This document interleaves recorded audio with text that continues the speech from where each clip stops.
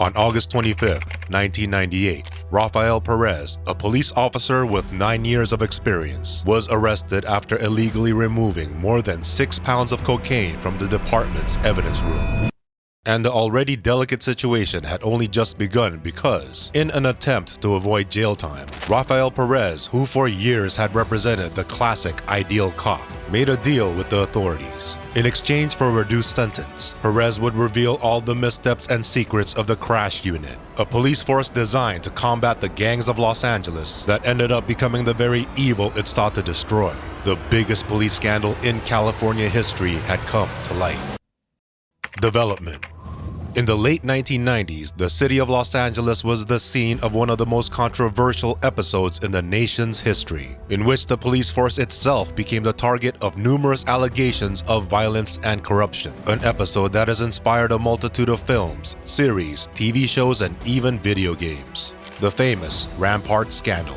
Before we continue, we would like to state, here at the C.R.U.S.H unit, we educate our viewers about gang culture with a strong message of unity. C.R.U.S.H, Community Resources Uniting Street Hoodlums. Stop the killing. Peace. The story behind GTA San Andreas. Released in October 2004, Grand Theft Auto San Andreas has become one of the most iconic video games in history. With more than 27.5 million copies sold, this popular game puts us in the shoes of Carl Johnson, aka CJ, an African-American kid who gets caught up in the gangs of the fictional state of San Andreas, and the infamous C.R.U.S.H unit, a unit of cops as corrupt or more corrupt than the gangs they are supposed to be fighting. However, even some fans of the video game are unaware that the C.R.U.S.H unit in GTA San Andreas is practically a carbon copy of one of the most notorious police units in the history of California, the gang capital of the world. During the 80s and 90s, the city that boasted the title Gang Capital of the World belonged not to some Central or South American country, but to one of the richest and most prosperous countries in the world. During these decades, in the midst of the crack epidemic, the city of Los Angeles had become one of the most brutal in the United States, with more than 45,000 gang members and a level of violent homicides that reached more than 800 violent victims in 1992. It was in this scenario that the Rampart scandal took place. This event takes its name from the LAPD's Rampart Division, which in turn takes its name from Rampart Boulevard, a major thoroughfare that runs through the area where the police station is located. The Rampart Division is one of the 18 divisions of the Los Angeles Police Department, and at the time it corresponded to the most densely populated area, with an immigrant population mostly of Latino origin and contested by at least 30 different gangs.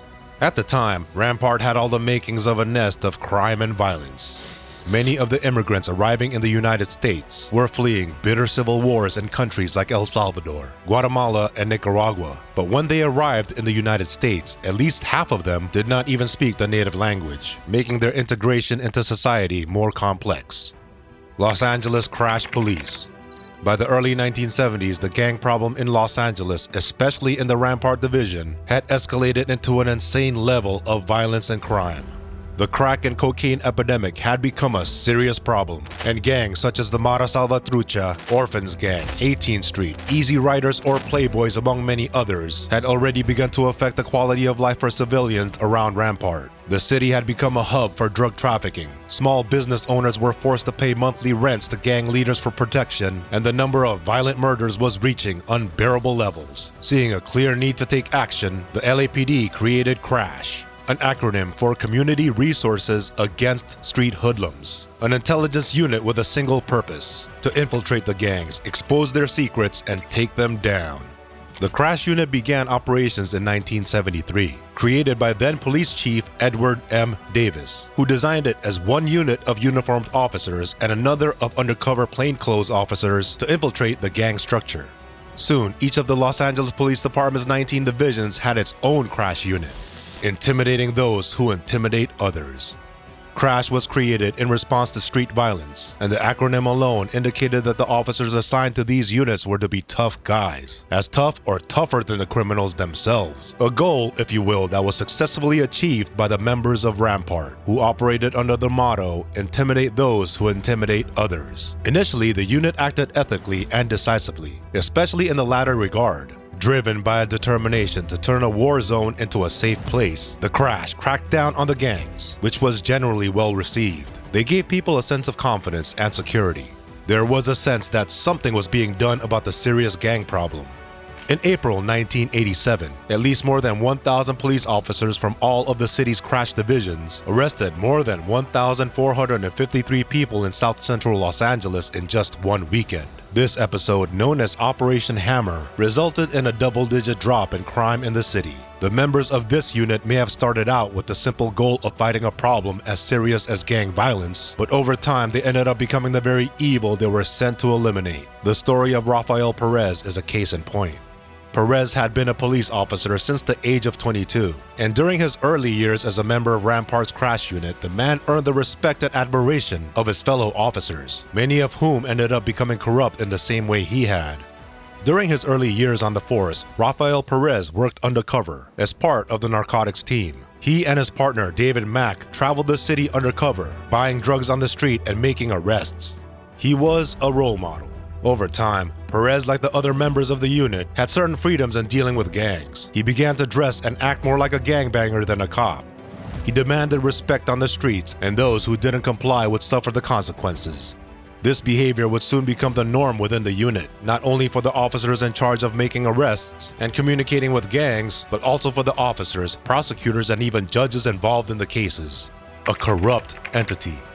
Corruption spread throughout the crash unit, and officers soon reasoned that the end justified the means. Extortion, beatings, threats, planting of evidence, and participation in drug trafficking, murders, and other gang activities became the norm and became a cancer that corrupted the ethics and sense of duty of the officers who were part of it. According to Rafael Perez's testimony, which was corroborated by subsequent investigations, the spiral that took him down in half the force began after he participated in their first major drug bust, where, after confiscating a large amount of money from a dealer, he and his fellow officers decided to take a cut for themselves. From there, his morale plummeted. Perez ended up making illegal seizures, beating gang members, and planting evidence against individuals driven solely by personal animosity. In fact, more than half of the people arrested by Perez or with his cooperation claimed they had been framed. But since these were people with some connection to the gangs, and the accuser was a police officer respected and admired for his integrity, no one dared give these people the benefit of the doubt. The remarried cop lived in a nice house in LA with his wife and daughter, while he regularly bought new cars and furniture and shared the drugs he seized and stole with several of his girlfriends in the area who helped him sell them on the streets. After his arrest and plea bargain, Perez would reveal the dark secrets of the crash unit, which had become a gang whose members had badges and protection from the law. Arbitrariness was exposed, such as attempted second-degree murder, in which officers loaded gang members into their cars and left them stranded in the middle of a rival gang's territory. The transcripts of the ex-cops' interviews ended up being more than 4,500 pages, all filled with reports and stories of police breaking the law. The most striking case was that of Javier Ovando, a 19-year-old who was paralyzed after Perez and his partner shot him 3 times. The reason? Ovando had a verbal altercation with the officers, who, after assaulting him, left a gun in his hands and lied in court, claiming he had attacked first. Ovando was sentenced to 23 years in prison, and his innocence was not proven until he had been incarcerated for 2.5 years. In his first trial, the young defendant could only take the deal. Consequences. Outro. The Rampart scandal had such an overwhelming impact that the entire Los Angeles Police Department was monitored for more than 5 years to ensure that no similar rampages occurred again. And while the city's police department has improved markedly over the years, the change was not immediate.